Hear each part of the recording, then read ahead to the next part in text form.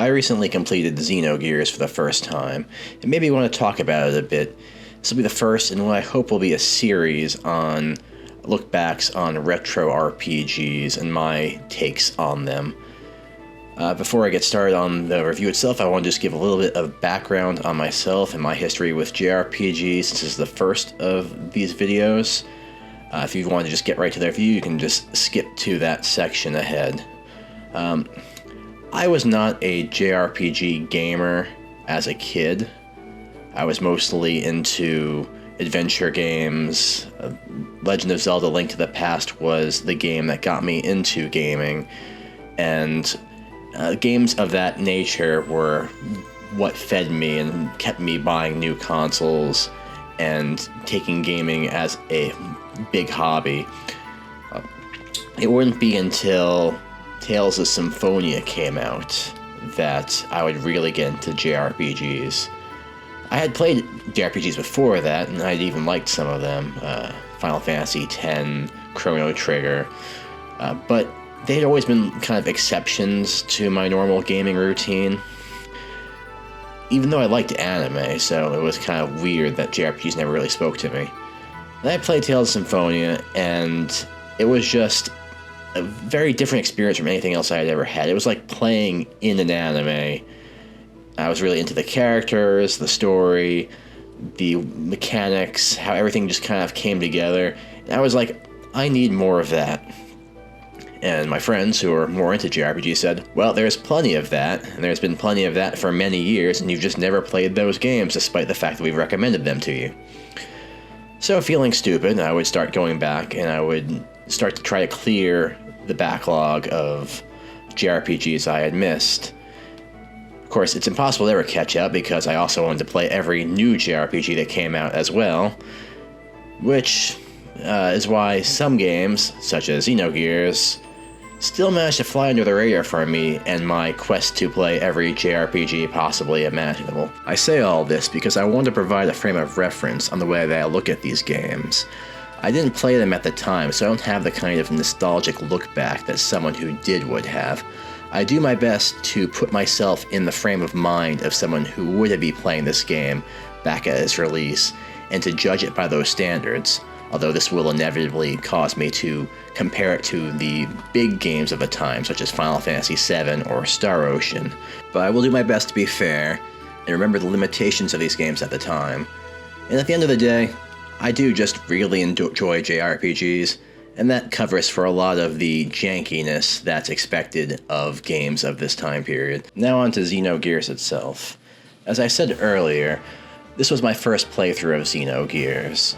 Despite my efforts to play through all the classic JRPGs of the era in which I had missed, it never really had crossed my radar. I had heard of it before, mostly in reference to the now popular Xenoblade games, as this kind of weird game that was the spiritual predecessor of the Xenoblade games. When it was mentioned, it was usually mentioned to be sort of janky, but fun and cool for its era, but probably not worth actually investing into, so I avoided it. It would eventually be recommended to me by someone who would say that it was actually their favorite JRPG, and that caught my interest enough to give it a shot. So I acquired my totally legal copy of Xenogears, and I was on my way, and I'm really glad I did. Now, it took some doing. It took me about 3 months of playing it off and on to actually get through the game, and anyone who's been through it before might know why. It can be a little frustrating at points, and it has not aged particularly well, even by the standards of other JRPGs at the time, but there were some really interesting ideas, and the story was unlike anything else that I think I've played. So I'm really glad that I gave it a proper shot, made it all the way through it, and can now say that I have experienced this piece of JRPG history. For the uninitiated, Xenogears was a JRPG released for the PlayStation 1 back in 1998 by Squaresoft, back before the merger with Enix. It's a very hard game to summarize briefly. The story is very expansive, there are many characters, and a lot of various twists and turns but I'll do my best to do the brief overview. There's a war going on that's being fought between two nations, mostly being fought by gears, which are giant fighting robots. Our protagonist, Faye, is living a peaceful life, as many JRPG protagonists do, until the war is brought to his peaceful village. He inadvertently gets involved in this war and becomes a gear pilot. Along the way, he makes a bunch of allies, ends up assisting with a coup, learns the true history of the world, ends up on a quest to try to kill God, you know, the typical JRPG fare. Really, I'm only starting to scratch the surface here.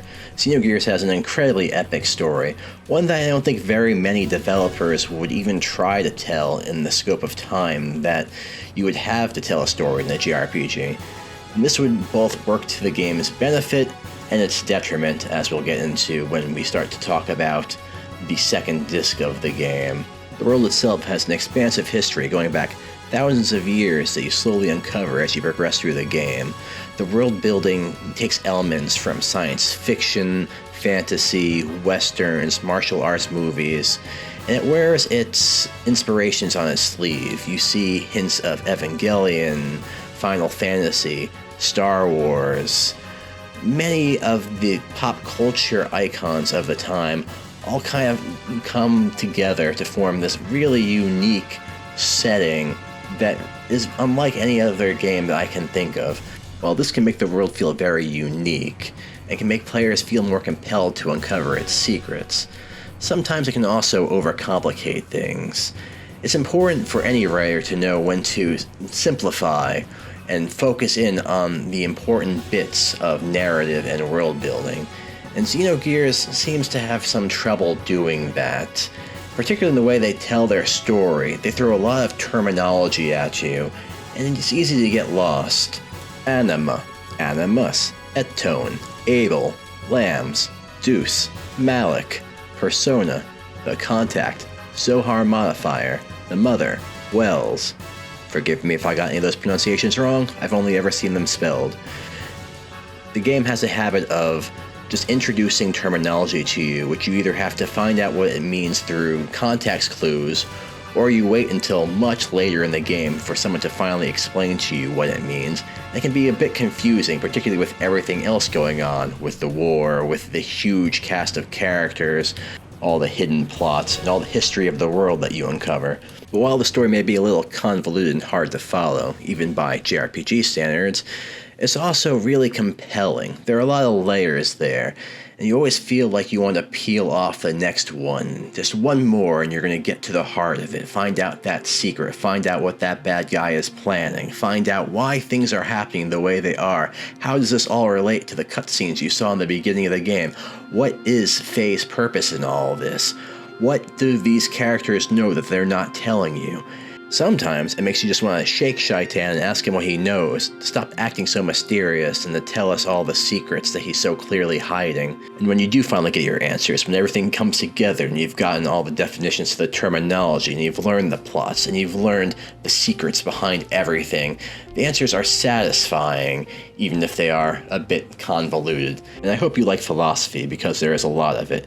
Characters will muse on the nature of faith, of love, of humanity, of our purpose.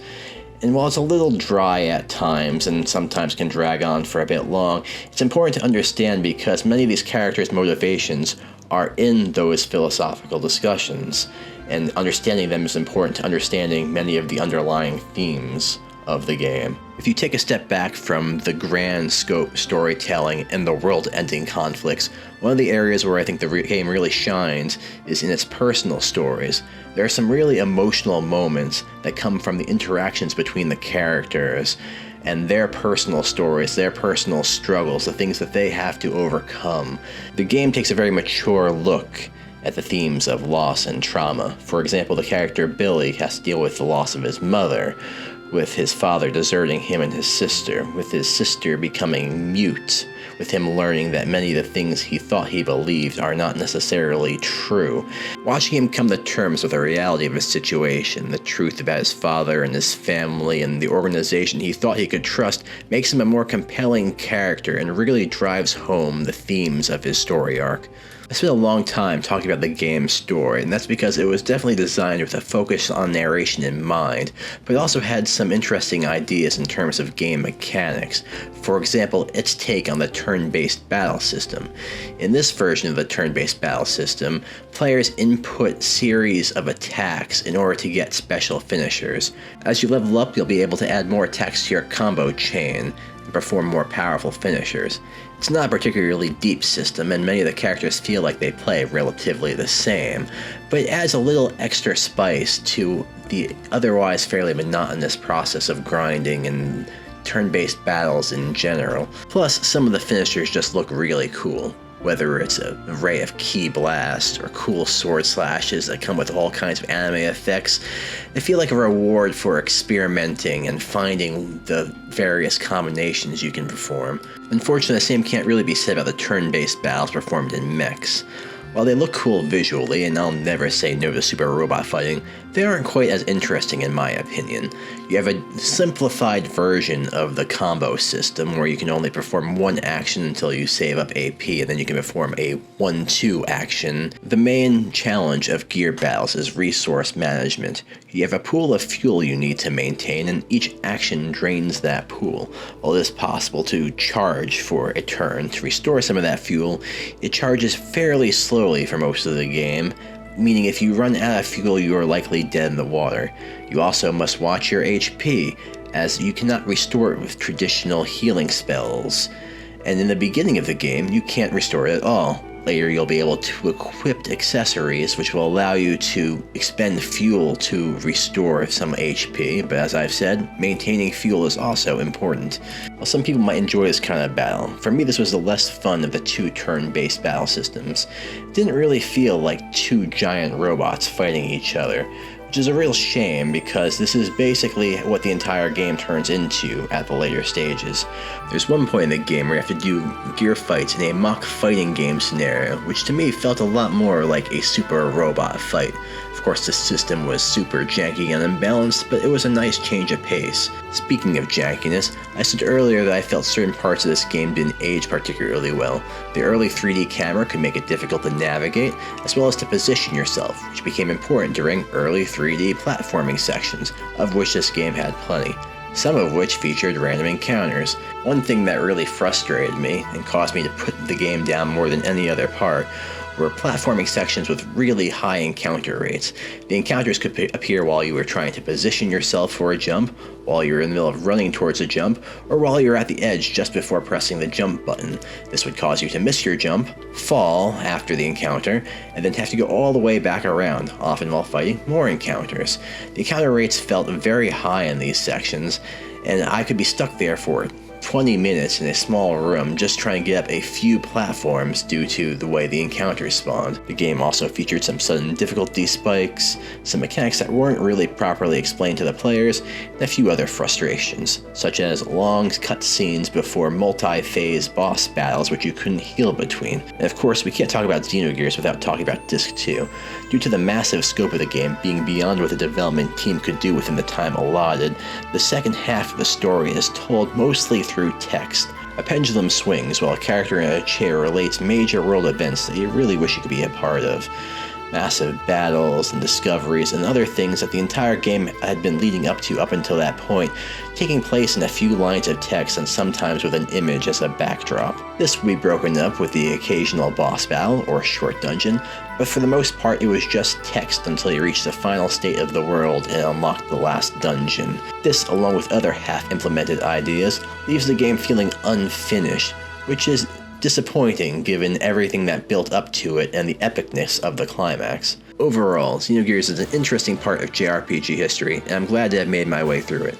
At 70 hours of playtime, I can't say whether I would recommend it.